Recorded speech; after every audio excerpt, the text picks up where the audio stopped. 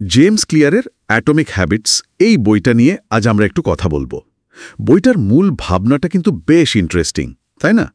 মানে বড় পরিবর্তনগুলো সেভাবে আসে না হঠাৎ করে, বরং আসে ছোট ছোট প্রায় বোঝাই যায় না এমন সব কাজের মাধ্যমে। দিনের পর দিন ক্লিয়ার এগুলোকেই বলছেন আণবিক অভ্যাস। তো আজকের আলোচনায় আমরা এই বইয়ের কিছু কোর আইডিয়া দেখব, মানে বোঝার চেষ্টা করব যে এই ছোট্ট অভ্যাসগুলো কিভাবে সময়ের সাথে সাথে বেশ বড় ফলাফল দিতে পারে।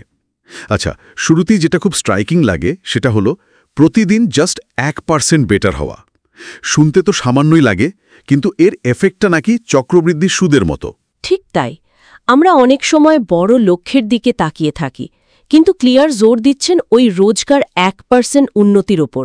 মানে এটা জমতে জমতে বিশাল হয়ে দাঁড়ায়। কিন্তু তার চেয়েও জরুরি একটা কথা বলেছেন উনি, লক্ষ্যের থেকে বেশি ফোকাস করতে হবে পদ্ধতির ওপর।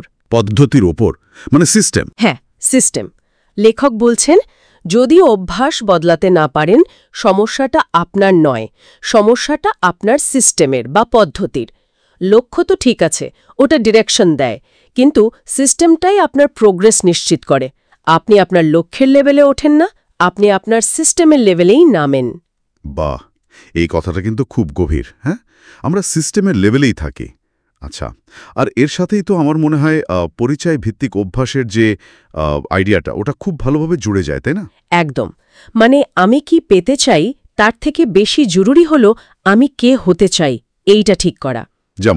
যেমন ধরুন, আমি ম্যারাথন দৌড়াবো, এটা একটা লক্ষ্য, কিন্তু আমি একজন দৌড়বিদ, এটা হলো পরিচয়। যখন আপনি নিজেকে দৌড়বিদ ভাববেন, তখন প্রতিদিন সকালে জুতোটা পরাও আপনার ওই পরিচয়ের পক্ষেই একটা ভোট দেওয়ার মতো হয়ে যায়। ইন্টারেস্টিং। প্রত্যেকটা ছোট কাজ একটা ভোট। বাহ। হ্যাঁ, ওই ছোট ছোট কাজগুলোই আপনার বিশ্বাসটাকে শক্ত করে যে আপনি ওই রকমই একজন মানুষ। দারুণ। আচ্ছা, তাহলে এই অভ্যাসগুলো আমরা তৈরি করব কিভাবে? লেখক তো 4টে সূত্রের কথা বলেছেন, তাই না? হ্যাঁ, একটা অভ্যাস চক্র আছে।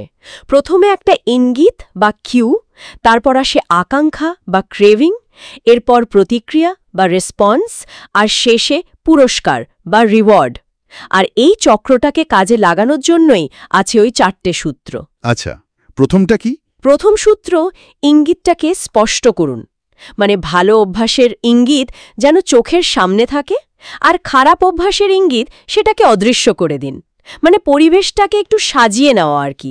ও আচ্ছা, যেমন ধরুন হেলদি খেতে চাইলে ফলগুলো টেবিলের উপর রাখলাম, আর চিপসের প্যাকেটগুলো একদম ভেতরের দিকে, এরকম? ঠিক ধরেছেন, একদম তাই। দ্বিতীয় সূত্র হল ভালো অভ্যাসকে আকর্ষণীয় করুন, আর খারাপটাকে অনাকর্ষণীয়। আকর্ষণীয় কিভাবে? যেমন এমন একটা গ্রুপে যোগ দেওয়া যেখানে আপনার পছন্দের ভালো অভ্যাসটাই স্বাভাবিক বলে ধরা হয়।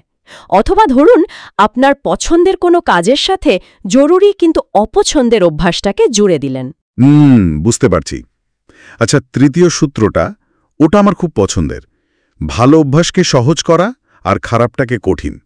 এখানেই তো ওই 2 মিনিটের নিয়ম আসে। হ্যাঁ হ্যাঁ, ওই 2 মিনিটের নিয়মটা, ওটা দারুণ কাজের। মানে যে কোনো নতুন অভ্যাস শুরু করুন মাত্র 2 মিনিট দিয়ে। হ্যাঁ, যেমন রোজ বই পড়ব না ভেবে শুধু 1 পাতা পড়ব, বা ব্যায়াম করব না ভেবে শুধু ব্যায়ামের পোশাকটা পরব। এক্স্যাক্টলি। শুরুটা এত সহজ করে ফেলুন যে না করাটাই কঠিন মনে হয়। এটা আসলে ওই প্রথম জড়তাটা কাটানোর জন্য খুব এফেক্টিভ। ঠিক। আর চতুর্থ সূত্রটা? চতুর্থটা হলো ভালো অভ্যাসকে সন্তোষজনক করা আর খারাপটাকে অসন্তোষজনক। ভালো কাজটা করার পরেই যেন একটা ছোট্টখাটো পুরস্কার বা তৃপ্তি মেলে, মানে একদম সঙ্গে সঙ্গে। সঙ্গে সঙ্গে যেমন? ধরুন ক্যালেন্ডারে একটা টিক দিলেন বা হ্যাবিট ট্র্যাকের অ্যাপে মার্ক করলেন। এই যে একটা ছোট্ট জয়, এটা ব্রেনকে সিগন্যাল দেয় যে কাজটা ভালো ছিল, আবার করতে হবে। এই তাৎক্ষণিক সন্তুষ্টিটা খুব জরুরি। তাৎক্ষণিক সন্তুষ্টি। কিন্তু অনেক সময় তো আমরা চেষ্টা করে যাই, কিন্তু ফল দেখতে পাই না, মনে হয় কিছুই হচ্ছে না। ক্লেয়ার এটাকে সুপ্ত সম্ভাবনার মালভূমি বা প্ল্যাটো অফ ল্যাটেন্ট পোটেনশিয়াল বলেছেন, তাই না? এটা তো বেশ হতাশ হওয়ার মতো জায়গা। অবশ্যই। আর এই জায়গাটাতেই কিন্তু বেশিরভাগ লোক হাল ছেড়ে দেয়, কারণ আমরা সঙ্গে সঙ্গে রেজাল্ট চাই। অথচ সবচেয়ে বড় পরিবর্তনগুলো কিন্তু ওই মালভূমির পরেই আসে।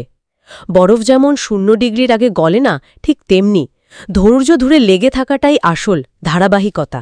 ঠিক বলেছেন।